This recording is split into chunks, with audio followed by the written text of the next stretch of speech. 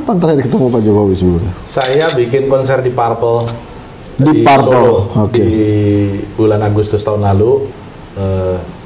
Memang kita sediakan kursi VVIP untuk Pak Jokowi, dan di VVIP itu ya hanya Pak Jokowi dan ada beberapa menteri, kemudian ada saya di situ. Oh. Karena memang kita promotor. Itu terakhir. Itu Terakhir. ada obrolan-obrolan apa? Kalau saya ingat saya Agustus 2022 nama Anies sudah mulai menggeliat. Nama Ganjar ya sudah disebut-sebut, si rambut putih dan lain-lainnya. Tapi gimana tuh kondisi waktu itu? Ya, obrolannya smoke on the water aja. Jadi nggak ada yang nyinggung-nyinggung politik gitu. Serius nggak ada lah. Nggak ada tiba-tiba Mas Gibran tiba-tiba disuruh tampil di panggung nggak ya? Enggak, waktu itu ada Mas Ganjar sama Mas Gibran Oke. di VIP. Di VIP, Nah, terus Mas Ganjar sama Mas Gibran dua-duanya memilih untuk berada di lapangan bersama di floor bersama dengan penonton yang di floor ya. Pak Jokowi tetap di atas sama Bu Iriana, kemudian ada Pak Pramono Anung gitu ya, ada saya, ya kita ngobrol aja di situ yang ringan-ringan. Terus sempat saya singgung, Pak, petunjuk Pak, Pilpres nanti kita bahas. Wow, gitu aja.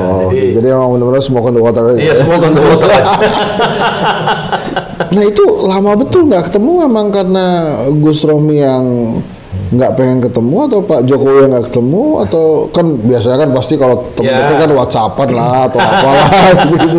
Kalau saya melihat saya belum ada perlunya ketemu beliau, mungkin beliau juga belum merasa perlu ketemu.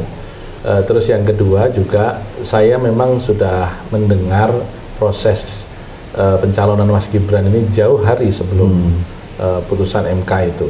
Bahkan ketika putusan MK itu didaftarkan, yang namanya Almas itu kan putra dari aktivis Maki, Boyamin Saiman, yang orang P3. Iya, dulu dia anggota DPR itu.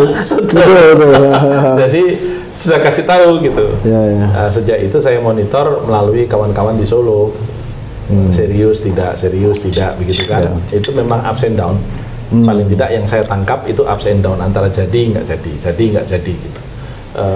Nah, ketika saya mencium itu menjadi sebuah kepastian jauh sebelum putusan MK itu, saya memang secara pribadi sudah memutuskan tidak bisa bersama dalam konteks ini dengan Pak Jokowi. Karena berbeda pandangan soal demokrasi. Karena bagi saya itu mencederai demokrasi. Sehingga saya memang setelah Agustus itu sudah memutuskan untuk tidak, karena saya sudah dengar itu sudah akhir Agustus. Udah 2022? Iya, udah. Bukan 22 dong, 23. 23 kemarin, 2023 kemarin. 23. Waktu Agustus itu sudah dengar nanti putusan MK-nya begini. Sudah dengar itu. Skenario-nya akan begini gitu kan. Saya udah nggak cocok. Jadi ketika saya nonton bareng itu sebenarnya saya pada posisi uji sahe, bener nggak gitu kan.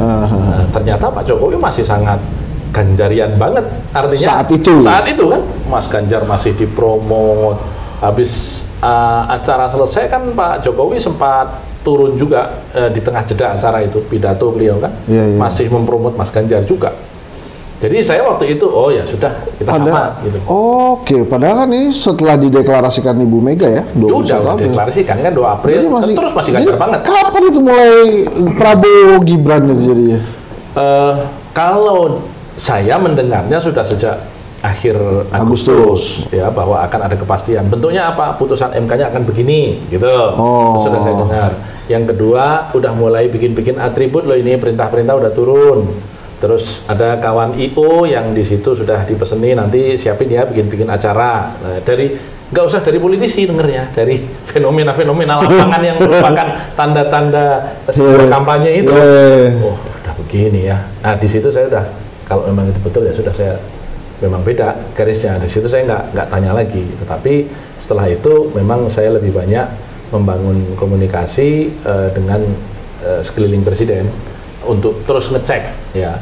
Tetapi ketika kemudian putusan MK itu, saya akhirnya hanya semacam kulminasi saja bahwa ternyata benar.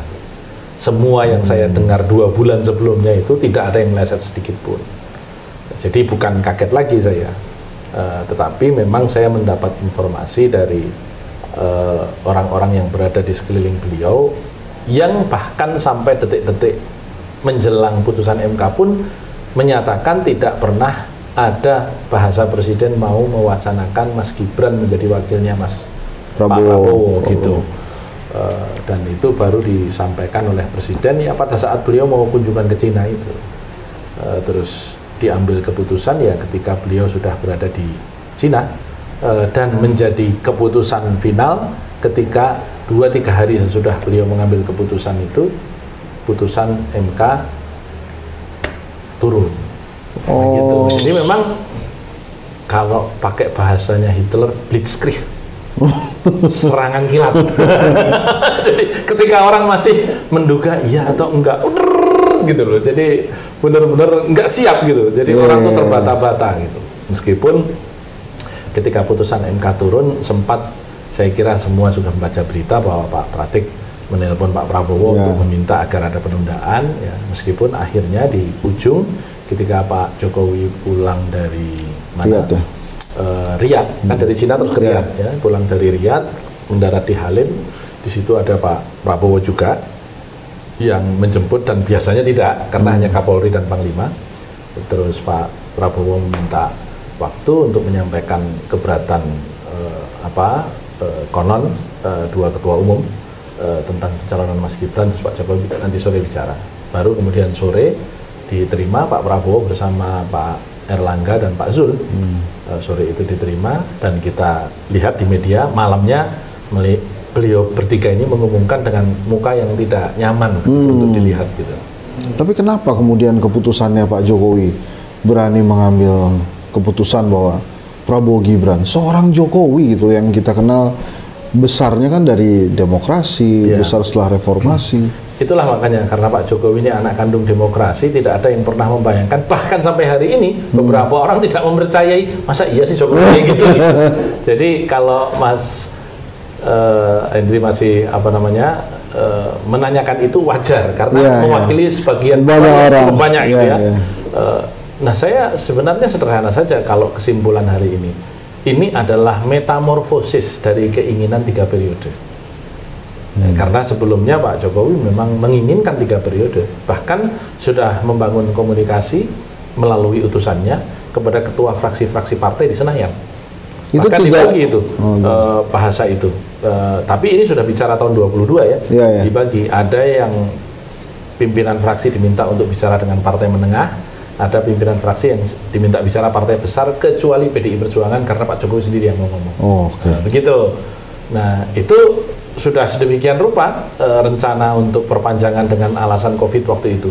Ternyata kan COVID membaik lebih cepat dibandingkan dengan yang kita prediksikan. Sehingga kehilangan relevansi alasan untuk melakukan perpanjangan. Nah, bahkan ketika dicoba dites dengan adanya statement dari dua ketua umum waktu itu, Pak Muhaimin, Pak Erlangga, Pak Zul juga kalau tidak salah 3, ditambah juga dengan statement Pak Luhut, kemudian ada kepala desa yang datang, tapi kemudian reaksi publik sudah negatif banget, gitu, sehingga kemudian diurungkan.